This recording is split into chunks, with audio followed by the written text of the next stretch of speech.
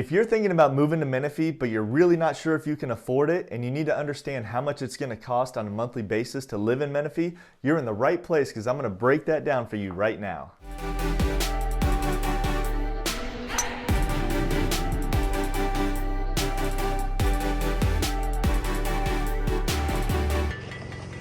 Hey everybody, it's your friend Kyle Winn, and if you've never seen any of my videos, I help people just like you buy and sell homes all over Southern California, especially in places like Canyon Lake, Lake Elsinore, and Menifee.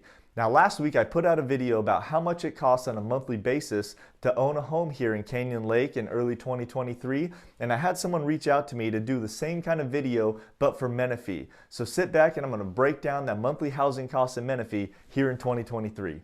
Over the last few months, the value of homes sold in Menifee ranged from about $250,000 all the way up to $1.3 million or so. And I know that's a wide range, so we'll narrow it down to a typical suburban home, so nothing with acreage and not in a senior community or anything like that.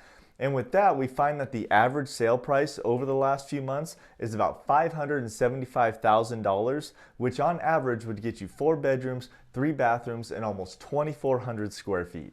So what does it cost to own a home in Menifee on a monthly basis that you buy for $575,000? Well, let's start by assuming that you've saved up some money to make a 20% down payment on that house, which would be $115,000. So you apply that as your down payment and you obtain a 30-year mortgage for $460,000. And if we assume your interest rate is 6%, then your monthly payment for principal and interest will be about $2,760. Now keep in mind the type of loan you obtain, your interest rate, and a whole bunch of other variables are going to depend on your income, your profession, your down payment, your credit score, and more. One way you can really save on your mortgage and your out-of-pocket costs is to look at a brand new home. I know many of you think there's no way I can afford to buy a brand new home right now, but you'd really be surprised. Reach out to me and I will help you get started. Then of course you'll have homeowner's insurance as well. Now for this example, we're talking about an average house in Menifee, and keep in mind that many of the homes in Menifee are relatively new, so let's just say for this example an insurance policy might cost you $100 per month. The property tax rates in the area tend to range from about 1.2% for homes that are 20 to 30 years old or even older, and as high as about 1.9% for brand new homes with their special assessments. Now for this example, let's say we are looking at a newer home and it has a property tax rate of 1.8%, so the property taxes might be a little over $10,000 per year, so we'll call that $860 a month. The last major consideration for your monthly housing costs in Menifee is your homeowners association dues. These can vary quite a bit depending on the community that you move into, which can be $0 or maybe $150 or more.